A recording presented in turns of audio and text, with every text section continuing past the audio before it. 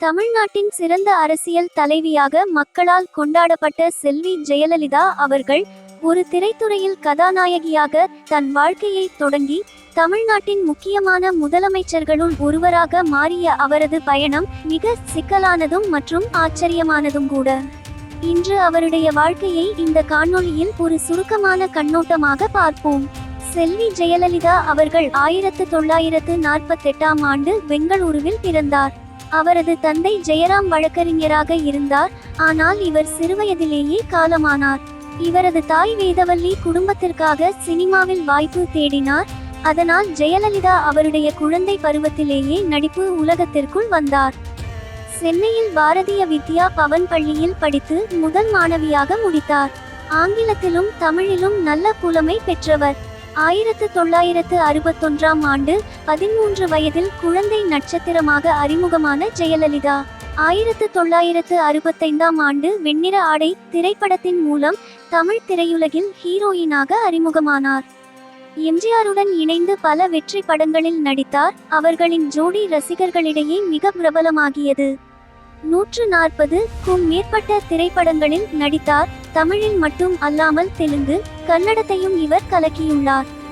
அவரது புத்திசாலித்தனமான நடிப்பும் ஸ்டைலான பிம்பமும் திரைத்துறையில் அவரை முன்னணிக்கு கொண்டு வந்தது. எம்ஜிஆரின் அழைப்பின் மூலம் 1982ஆம் ஆண்டு அண்ணா திராவிட முன்னேற்ற கழகத்தில் சேர்ந்தார். சிறந்த பேச்சாளராகவும் வாதாடும் திறமையால் கட்சியில் விரைவில் முக்கிய இடம் பிடித்தார். எம்ஜிஆரின் மரணத்திற்கு பிறகு கட்சியில் பிரச்சினைகள் ஏற்பட்டு ஜெயலலிதா கட்சியின் பொதுச் செயலாளராக தேர்ந்தெடுக்கப்பட்டார். 1991ஆம் ஆண்டு முதன்முறையாக தமிழக முதல்வராக ஆனார்.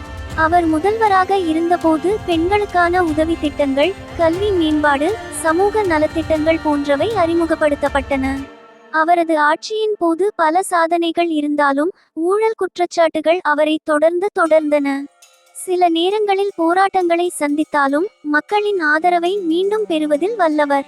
அவரது ஆட்சி காலங்களில் பெண்களுக்கு ஸ்கூட்டிகள், மாணவிகளுக்கான பசுமை சைக்கிள் திட்டம் போன்ற பல திட்டங்கள் மக்களின் வாழ்க்கையை மேம்படுத்தின. 2011ஆம் ஆண்டு மீண்டும் முதல் அமைச்சராக வந்து ஜெயலலிதா தமிழக அரசியலின் அயன் லேடி என அழைக்கப்பட்டார். 2016ஆம் ஆண்டு அவர் உடல்நிலை குறைபாடு காரணமாக மரணமடைந்தார். ஒரு நடிகை முதல் அரசியல் தலைவராக மாறிய அவரது வாழ்க்கை, பெண்கள் முயன்றால் சாதிக்க முடியாதது எதுவும் இல்லை என்பதற்கு இவர் ஒரு சிறந்த எடுத்துக்காட்டு. இவருடைய வாழ்க்கை சிக்கல்களையும் வெற்றிகளையும் கொண்ட ஒரு சினிமா கதையை போல் இருக்கும்.